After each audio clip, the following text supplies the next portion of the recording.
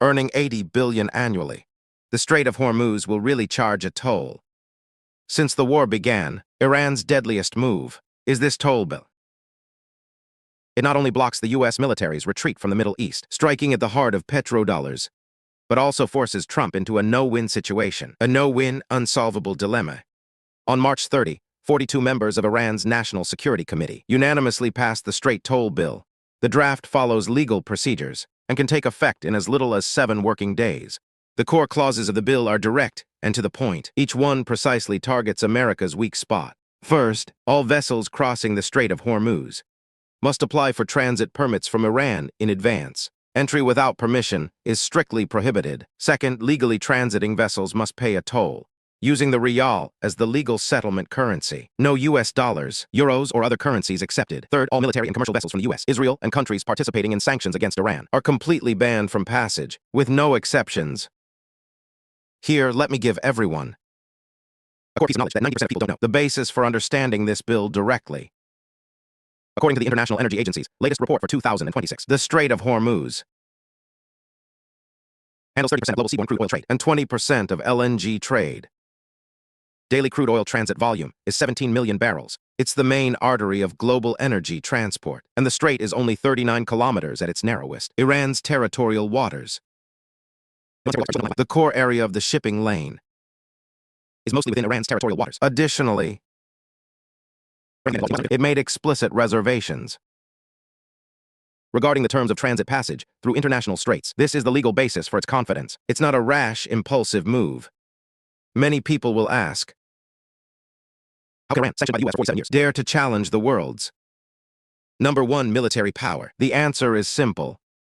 It holds 3 trump cards that the U.S. cannot break. Each card is backed by solid battlefield data. The first trump card, geographical control that cannot be overcome. The U.S. military has no solution. The Strait of Hormuz is not only narrow, but only 20 meters deep at its shallowest. Large ships and warships can only use fixed channels. The entire strait is within Iran's firepower range. Currently, Iran has deployed over 320 fixed and mobile anti-ship missile launch sites along the strait. Its main Persian Gulf 3 anti-ship ballistic missiles have a range of 300 kilometers, covering the entire strait. Their terminal speed is Mach 5, and they have terminal maneuvering capabilities. The U.S. military's Patriot system has a combat interception success rate of only 32% in 32 days of conflict.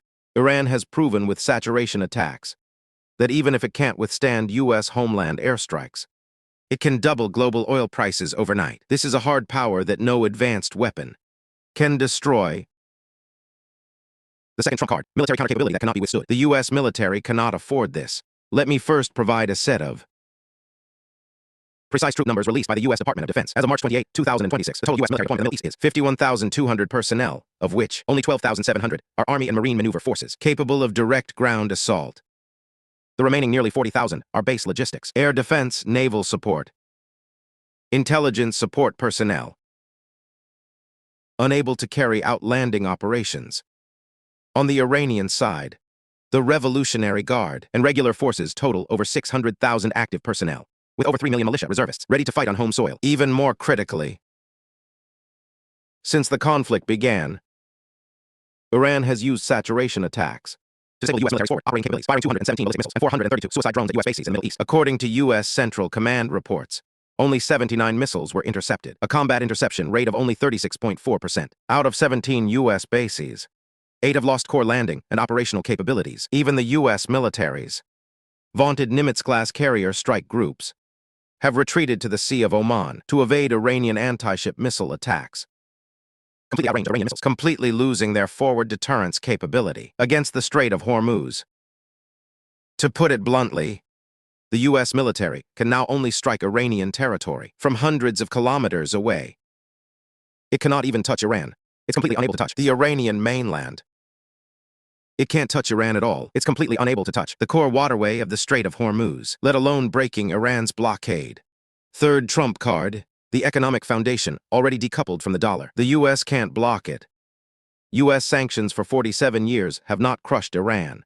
Instead, it made him develop an invulnerable ability to resist risks. According to China's General Administration of Customs, the annual report officially released by the Central Bank of Iran in 2024, China-Iran bilateral trade exceeded $52.3 billion in 2024. Local currency settlement accounts for 32%. After the war started, this proportion has soared to 54%. Currently, 82% of Iran's crude oil exports go to China, India, Russia, and other non-Western countries. Even if Europe and the US impose a complete ban, its economic foundation will not completely collapse. Instead, the US itself, once the Strait of Hormuz is blocked, international crude oil prices will exceed $150 per barrel. US domestic inflation will spiral out of control. Trump's political base will instantly collapse.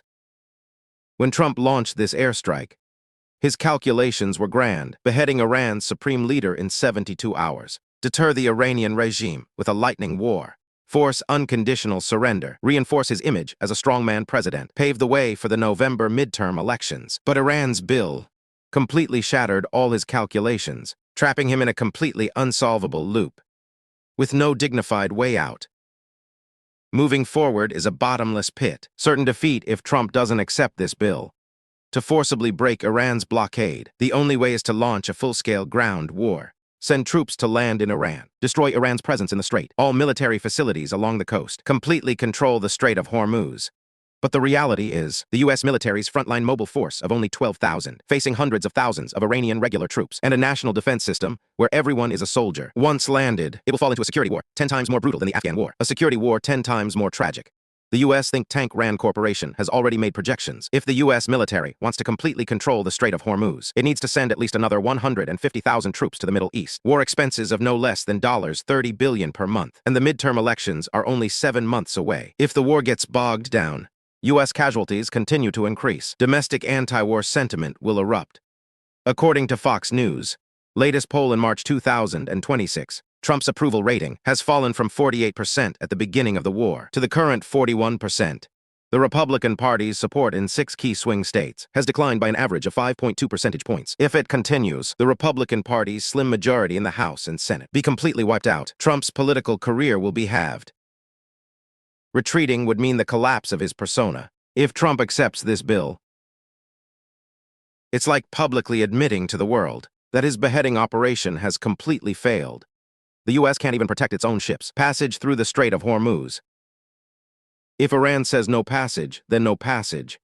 The strongman president image he has cultivated for a lifetime will instantly collapse. Democratic opponents and internal Republican opposition will crucify him and attack him relentlessly. What's even more fatal is, once the US's global allies see that the US has even lost control of the global energy throat, who will believe America's hegemonic promises? The credibility of the dollar's hegemony will suffer irreversible damage. Cannot afford to fight, cannot stop. Iran's move is not about fighting for a piece of territory on the battlefield, but directly putting Trump on the spot, letting him choose how to exit. And this bill that traps Trump in a dead end also makes many curious. How much money does Iran earn from this toll Can it really earn $80 billion passively? Combining official data, let's do a clear calculation. First, let's look at the traffic volume. During peacetime, the Strait of Hormuz sees 110 to 140 ships daily. Over 30,000 large ships pass through annually. If the bill becomes normalized, excluding ships from sanctioned countries, and some ships rerouting, the estimated number of ships actually paying is 22,000 to 25,000 annually. Second, let's calculate the details based on the tier fee standard. One is for ships from sanctioned countries. Charge $1.5 to $2 million. About 2,000 such ships annually. At the midpoint of $1.75 million, annual revenue is about $3.5 billion. Second is for neutral commercial vessels. VLCC tankers 100,100 and 40,000 tons. Container ships 100,100 and 5,000 tons. Container ships $100,100 and 5,000. Container ships $100,100 and 5,000. Container ships $100,100 and 5,000. Container ships $100,100 and 5,000. Every ship costs $120,000. About 18,000 to 20,000 such ships. Annual revenue of $2.16 to $2.4 billion. U.S. naval vessels. A symbolic fee of only $50,000. About 2,000 such ships. Annual revenue under $100 million. In summary, Iran's annual transit fees through the Strait of Hormuz can stably earn $5.76 to $6 billion, about 39 to 41 billion RMB. This number seems astonishing, but for Iran, making money is just a burden. His ultimate goal is far more deadly than making money. It's a direct strike at the heart of the dollar's dominance. Let's first explain the essence of oil dollars. For half a century, the US and Saudi Arabia, deeply tied to Middle Eastern oil producers, set a strict rule that global crude oil trade must be settled in dollars. This means any country in the world wanting to buy oil must hold dollars. They have to honestly pay taxes to the US. The US relies on this system to collect from the world with just $1, firmly holding its global hegemony. But Iran's bill directly shattered this rule maintained for half a century, completely destroyed it. The bill clearly stipulates tolls can only be settled in riyal. International shipowners must use RMB, rubles, etc. to exchange for riyal, and the 350 billion RMB currency swap agreement with China provides official support for this process. Do you understand? Iran's move is to establish a permanent de-dollarization settlement channel at the core hub of global energy. Previously, global shipping through the strait, freight and insurance, all paid for in dollars. Now, tolls must be paid in non-dollar currencies, forcing global shipowners and oil traders to hold non-dollar currencies like RMB. According to SWIFT2's latest data in February 2026, the share of global crude oil trade settled in dollars is 78.6%, a significant drop from 98% in 2000, and the RMB share in global crude oil trade settlement has risen to 6.2%, a new historical high. Once this settlement mechanism in the Strait of Hormuz becomes normalized, more and more crude oil trade will bypass dollar settlement. The foundation of oil dollars will be gradually hollowed out. This is what the U.S. fears most. It doesn't fear Iran attacking a few military bases. It fears Iran setting this precedent, showing the world that energy trade can be done without dollars, and global shipping rules can be set. Many people are asking, in this crisis, why has China remained so calm? The answer is clear. We not only have no substantial energy security impact, but we have ushered in two strategic opportunities, each supported by official data. First, our energy security is as stable as Mount Tai, according to China's General Administration of Customs, official data released in February 2026. In that month, China imported crude oil from Iran, a daily average of 1.18 million barrels, accounting for 8.2% of China's total crude oil imports. For the first 20 days of March, the daily average import volume monitored by IA remained at 1.12 million barrels, a decrease of less than 5%. Overall supply is completely stable. More importantly, China's crude oil imports have long been diversified. In 2025, Russia, Saudi Arabia, Iraq, Brazil, etc. accounted for over 65% of imports. Even in extreme situations, our oil supply will not be interrupted. Second, the internationalization of the RMB has entered a window of historical acceleration. The Strait of Hormuz, over 40,000 large ships pass through annually. Iran's bill directly provides the RMB with a massive new cross-border usage scenario. As this settlement channel operates normally, the RMB's share in global energy trade will see explosive growth. The RMB internationalization we've promoted for years has directly hit a critical acceleration pedal. This 32-day war was destined from the start to not be a simple military confrontation. Trump launched a decapitation strike. He wanted to use a 72-hour lightning war to consolidate his political position, while Iran is fighting an order war. It is resisting the U.S. military's air superiority on the battlefield, while redrawing the rules for the post-war global order. What cannot be obtained on the battlefield can never be obtained at the negotiating table. But the bottom line that can be held on the battlefield can regain influence at the negotiating table. Iran's bill tells the world through this law that U.S. hegemony is not unchallengeable, and the dollar order that has operated for half a century is not immutable. The real test has just begun. Will Trump choose to fight to the end, or step down meekly? Will the bill for the Strait of Hormuz ultimately be paid by dollar hegemony itself? Welcome to leave your thoughts in the comments section. Thank you for watching today's Dafei Global Geography. If you like our content, please like, share, and follow. I am Dafei.